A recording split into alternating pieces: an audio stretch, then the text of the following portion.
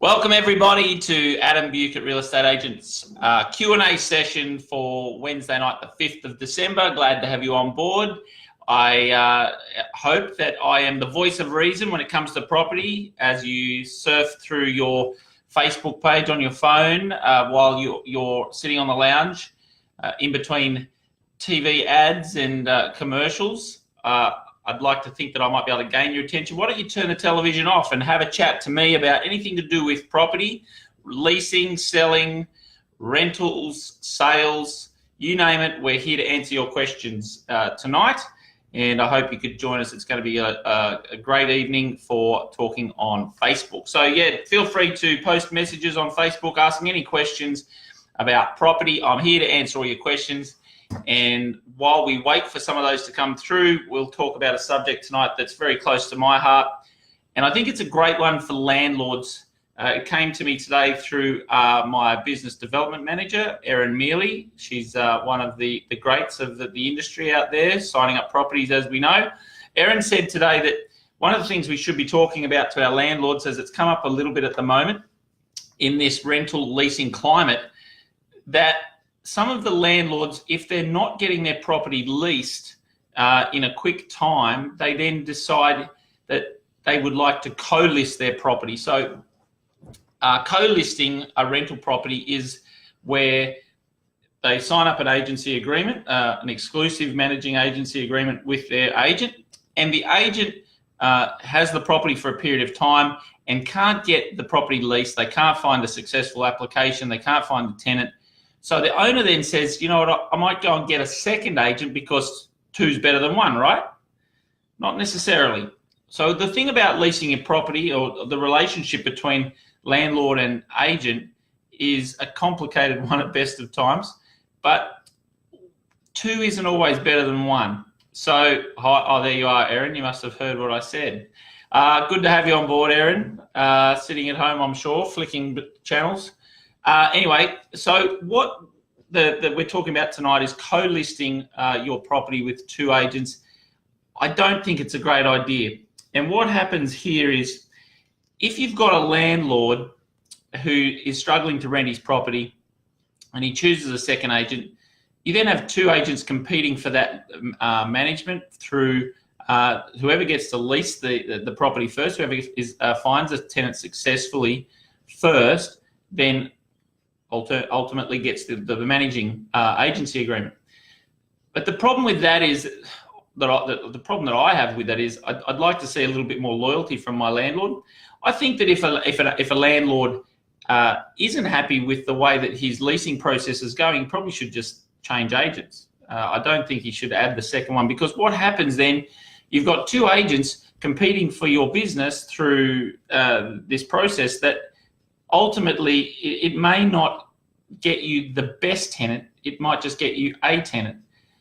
And I think the ultimate goal through this whole process when you are leasing a home is to get the best tenant. So what I would suggest is, if you're not having any success with your existing letting agent, your existing managing agent, you've had it on the market now for maybe 4 weeks, 6 weeks, you're not getting any results, you're not getting any communication from your agent or their letting clerk, just switch. Go to a different agent, because I don't think it's a great idea. If what you should be doing is knuckling down and saying to that agent, okay, what's your strategy to get me a tenant sooner?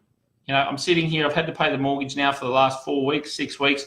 What are you doing to get me a tenant sooner? And they should be able to have one or two strategies on what they're doing to market your property. You probably want to see something there that might revolve around showing the property more regularly than the other agents, and go down that process. So what are you doing to get this property leased quicker? And if they don't have an answer for you, then it's time to switch. So some of the things that we do is we'll have a full-time letting clerk who works 24/7 around the clock, I'd like to say, giving your tenants opportunities to view your property 6 days a week. That then also, they might have an app like Inspect Real Estate that gives them the opportunity to check in, the tenants an opportunity to check in and book their inspection times automatically through the portals that we use, the real estate portals like realestate.com, domain.com. So Inspect Real Estate's a great option there if you are a landlord. Check that your managing agent has that, because it does make the letting process a lot smoother. Ask them if they've got a letting clerk or a letting specialist, someone who actually does it.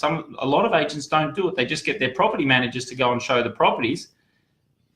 And if they're doing routine inspections, applications, lease renewals, they're fixing taps, and they're also running and chasing their tenants who might be getting behind in their rent, they're not going to make letting your home a priority. So you should be trying to find an agency that does have a letting specialist out there trying to show your property and get it exposed to the best of its ability. Another couple of things you could be doing in this market, in the market that we've got at the moment, it is a softening rental market. So you should be looking at things that are going to expose your property to more tenants so you can get a better quality application. So some of the other things that I would recommend and that we do, professional photos. You really need to have professional photos these days.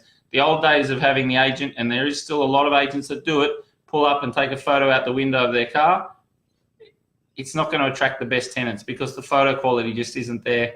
You really need to have those professional photos. The other thing that we recommend, have a decent signboard. Now, these days, if you have a decent sign at the front, it's definitely going to help you because you've got all of the advertising on the internet. They've got the address. They can drive around. Good to see you, Alyssa Esposito, one of our brokers from Richmond. She does a great job with finding finance for our landlords and our investors. So make sure there's professional photos. Make sure they've got a letting clerk, and make sure that you've got a decent signboard out the front. Also, just check where they're advertising your property on the portal. Some of them just take a standard advertisement. They don't actually go and take the premier position. So if you've got a suburb where there might be 10, 20 rentals available in that suburb, and your agent decides, well, I'm not going to charge you any advertising fees for your investment property, I'll cover that. What they do then is they get the standard advertisement, and your property becomes number 20 out of 22 listings, right down the bottom on its very first day of going to market. It's not great. It's not wise. It hasn't been happening. Sales people have been selling properties this way for a long time. There's 99.9% of sales now. They all have their vendor paid advertising up front. It's par for the course. It's what you need to do to get your property exposed. I'm not sure why investors and landlords aren't doing that. So the more that you can expose your property to the quality tenants in this market, the better off you will be. And you need to ask your landlord, if you're a managing agent, if your property's been sitting there for 6 weeks, what are you doing to get this property leased? There's a lot of things you can do, as I've just mentioned, and not many of those are co-listing with another agent. I don't think the competition's good. I think your agent would probably respect a little bit more loyalty from his landlords. And if you're not happy and he can't answer the questions, then switch to another agent that can show you their strategies and their processes for getting your property leased quicker. And don't forget, it's not just this time either. You know, if your property becomes vacant in 12 months' time, you don't want this to be happening again. You want to have an agent that has tried, true systems that are going to be able to get your property leased quicker, because as we know, if your home sits empty for 4 weeks at $500 a week, that's $2,000 lost. And that's a lot of money in these days, and we don't really want to be going down that path. So don't have any questions coming through tonight on the Q&A, but we have had a couple of followers. Oh, Tasha, good to see you, Tasha. Tasha Munro, ladies and gentlemen, just so you know, she's just made a comment about how wise I am.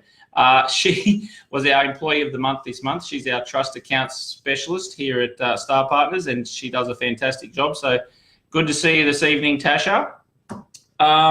But yeah, as she said, very wise words. And if there aren't any questions coming through tonight, don't forget, I will be back on the air on Saturday afternoon with the market wrap after our open homes. As I said, last weekend we had a very good weekend for open homes with a lot more buyers coming through.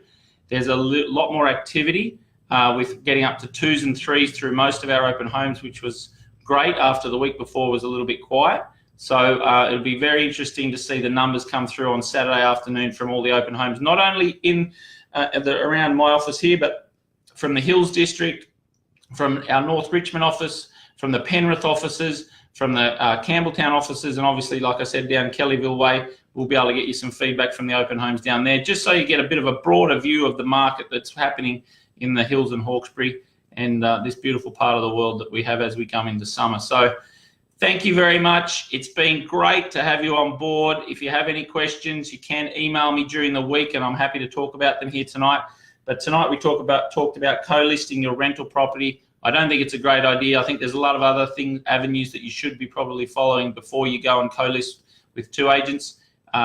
Remember, the goal is always to get the best tenant, not just the first tenant that comes through the door. That's all from me tonight. Have a great one. Thank you very much, and I'll see you on Saturday.